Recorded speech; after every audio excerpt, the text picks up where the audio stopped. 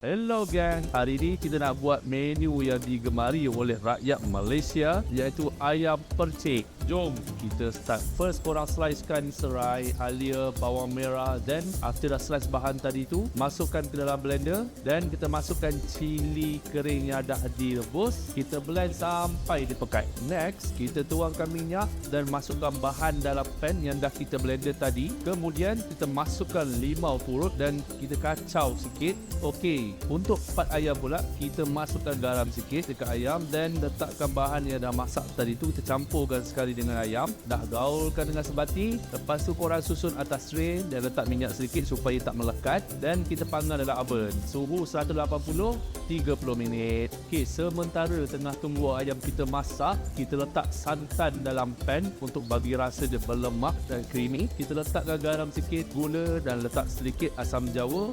Lepas ayam dah nampak masak dekat oven tu, bolehlah kita masukkan sekali dalam sos percik yang kita dah buat tadi. Kita letak air sikit supaya bagi ayam tu nampak moist. Siap dah ayam percik kita. Senang je. Lepas ni tak payah pergi beli dekat kedai dah. Masak sendiri pun boleh lah. So, itu sahaja menu kita hari ini. Jumpa lagi esok untuk menu Ramadan seterusnya. Tata!